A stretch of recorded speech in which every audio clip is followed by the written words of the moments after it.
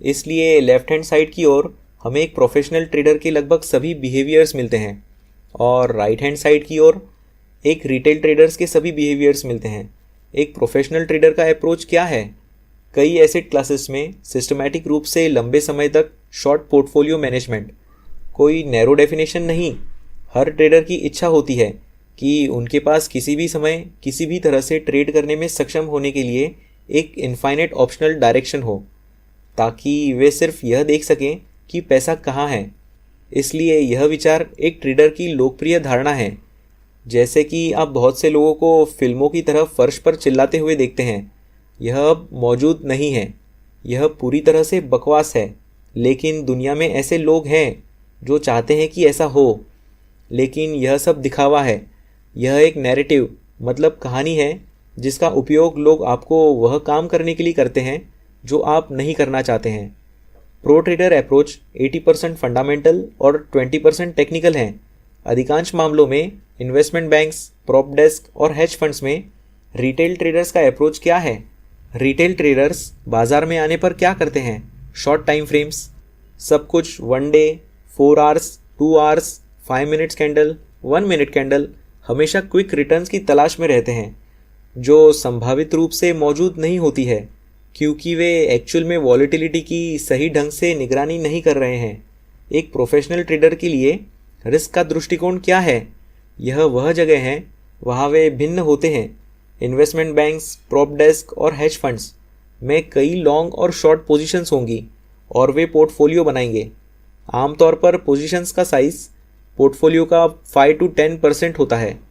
इसलिए आप एक पोर्टफोलियो में 10 से 20 पोजीशंस देख सकते हैं और वे पोर्टफोलियो के भीतर कोरिलेशन का ट्रेड करेंगे और एक भी पोजीशन को उन्हें ब्लो अप करने की परमिशन नहीं दी जाएगी। यही कारण है कि उनके पास इस तरह की पोजीशन लिमिट्स हैं। रिटेल ट्रेडर अप्रोच क्या है? जब आप एक सामान्य रिटेल ट्रेडर अकाउंट खोलते हैं तो क्या होता है? एक्चुअल में रिटेल ट्रेडर्स का एक बहुत ही हाई परसेंटेज कोई पोजीशंस नहीं रखता है। ब्रोकरेज इंडस्ट्री में एक बहुत बड़ी समस्या है और हमें हर समय इसे हल करने का प्रयास करने के लिए कहा जाता है। जो इनएक्टिव अकाउंट्स हैं, जो लोग ब्रोकर्स और एजुकेटर्स के साथ सेमिनार में जाते हैं, वे एक ट्रेडिंग अकाउंट खोलने के लिए कन्विंस्ड होते हैं। वे कुछ हज़ार या 10,000 या 25,000 डॉलर्स जमा करते हैं। वे घर जाते हैं और उन्हें पता चलता है कि उनके पास ट्रेडिंग ऑर्डर डालने का आत्मविश्वास नहीं है। ऐसा इसलिए क्योंकि उन्हें पता चलता है कि उन्होंने जो कुछ भी सीखा है वह बकवास है और फिर वे अपना पैसा वही छोड़ देते हैं। उस पर कोई ब्याज नहीं मिलता और हर महीने वे ब्रोकर को इनएक्टिविटी फीस देते हैं। ब्रोकर उनसे क्या करवाना चाहता है? ब्रोकर तो चाहता है कि वे ट्रेड करें। बेशक, बाकी लोगों के बारे में क्या? यदि आप उनके अकाउंट को आमतौर पर 2 या 3 पोजीशंस के लिए खोलते हैं तो उनका फेवरेट फॉरेक्स पेयर लॉन्ग या शॉर्ट होता है, क्योंकि यह पेयर हर दिन, हर मिनट, हर न्यूज़ में होता है। S&P 500 को शॉर्ट करते हैं क्योंकि वे ऑनलाइन डूम्सडे रिसर्च पढ़ रहे हैं। मैं बहुत सारे यूट्यूब वीडियो देख रहा हूँ और आमतौर पर उनका पसंदीदा सस्ता स्टॉक जो उन्होंने 2 साल पहले खरीदा था, यह अब 50% नीचे है और वे इसे अपनी पेंशन में शिफ्ट कर रहे हैं क्योंकि वे इसे बेचने के लिए खुद को नहीं ला सकते हैं। यह एक टिपिकल रिटेल ट्रेडर अकाउंट है। उन सभी गलतियों के बारे में सोचें, वे एक्चुअल में बहुत आम हैं। प्रोफेशनल ट्रेडर्स ऐसा नहीं करते हैं। यह सब पोर्टफोलियो मैनेजमेंट और बदले में कंसिस्टेंसी प्राप्त करने के बारे में है, जो अगला पॉइंट है। प्रोफेशनल ट्रेडर्स के साथ संगति का मतलब है risk adjusted returns. Risk adjusted returns, इसका क्या मतलब है? आइए 2 ट्रेडर्स के उदाहरण के साथ इस बारे में सोचें और मान लें कि आपको इनमें से किसी एक ट्रेडर में इन्वेस्ट करने के लिए कहा गया है। ट्रेडर पहला प्रतिवर्ष 50% रिस्क लेता है। उनके पोर्टफोलियो में ईयरली वॉलेटिलिटी है। आप पोर्टफोलियो की वॉलेटिलिटी को बहुत आसानी से माप सकते हैं। वर्ष का 50% रिस्क और 25% रिटर्न प्राप्त करता है। और ट्रेडर दूसरा प्रतिवर्ष 10% रिस्क लेता है और 16% रिटर्न प्राप्त करता है। कौन बेहतर ट्रेडर है?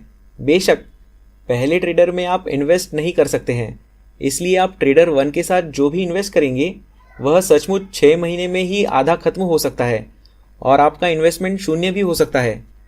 दूसरे व्यक्ति के साथ वह 1 वर्ष में 10% खो सकता है, लेकिन वह 16% कमा रहा है। उसका रिटर्न उसकी पोर्टफोलियो की रिस्क से अधिक है। वह एक एफिशिएंट ऑप्टिमाइज्ड ट्रेडर है और इनमें से बहुत से हेज फंड सचमुच ऐसा करने के लिए नौकरी में लगे हुए हैं। इसलिए उनके पोर्टफोलियो पर रिस्क की एक सीमा होगी जिसे वे पार नहीं कर सकते। उन्हें मार्केट रिस्क लेने के लिए बाध्य नहीं किया गया है। उन्हें उदाहरण के लिए 10% रिस्क लेने के लिए बाध्य किया गया है। यही कारण है कि उनके इन्वेस्टर्स इन्वेस्टमेंट कर रहे हैं। इसलिए यदि वे S&P को नहीं हरा पाते हैं तो उन्हें परवाह नहीं है, क्योंकि वे 10% से ज़्यादा रिस्क लेने के लिए इसे साइन अप नहीं कर रहे हैं। रिटेल ट्रेडर्स क्या करते हैं? सब कुछ शॉर्ट टर्म बाइनरी होता है, इसलिए उनके पास कोई पोजीशन नहीं होती या एक या दो पोजीशंस होती हैं। वे नॉन फार्म पेरोल नंबर की प्रतीक्षा में 3 हफ्ते तक बैठे रहते हैं और फिर वे इसके 3 मिनट बाद या इसके 2 सेकंड बाद ट्रेड लगाते हैं और अधिकांश समय वे इसके बाद में कटौती करते हैं। और यह संभवतः आपके द्वारा किए गए सबसे बेवकूफ़ी भरे ट्रेड्स में से एक है, क्योंकि सभी प्रोफेशनल ट्रेडर्स को बहुत अच्छे से पता होता है कि नंबर क्या होने वाला है। और जब कोई रिटेल ट्रेडर इस पर प्रतिक्रिया करता है तो प्रोफेशनल ट्रेडर पहले ही इसकी भविष्यवाणी कर चुका होता है। और रिटेल ट्रेडर्स प्रोफेशनल ट्रेडर्स को ट्रेड से एग्जिट करने के लिए लिक्विडिटी प्रदान कर रहे होते हैं। इसलिए प्रोफेशनल ट्रेडर्स ने उस नंबर की भविष्यवाणी 1 महीने पहले ही कर ली होती है।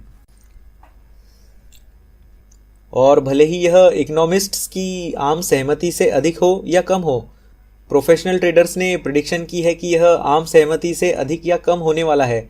इसे विस्पर नंबर कहा जाता है और बाजार केवल रिटेल ट्रेडर्स के कारण ही इस पर चलता है। प्रोफेशनल ट्रेडर इस पर ट्रेड नहीं करते हैं और पोजीशंस इनिशिएट करते हैं। वे एग्जिट करने के लिए लिक्विडिटी का उपयोग करते हैं। इसलिए यह रिटेल ट्रेडर्स के लिए शॉर्ट टर्म बाइनरी है और शॉर्ट टर्म बाइनरी अप्रोच उन स्मार्ट लोगों के लिए लिक्विडिटी प्रदान करता है जो भविष्य की प्रिडिक्शन कर रहे हैं। यह उन्हें पोजीशन एग्जिट करने के लिए लिक्विडिटी प्रदान कर रहा है। एक प्रोफेशनल ट्रेडर का परिणाम क्या है? वे क्या हासिल करना चाहते हैं? पहली बात यह है कि कैपिटल प्रोटेक्शन और फिर ग्रोथ। रिटेल ट्रेडर बहुत जल्दी बड़ी रकम हासिल करना चाहता है कंसिस्टेंसी के बजाय, और परिणाम यह होता है कि वे बस कैपिटल डिस्ट्रक्शन करते हैं।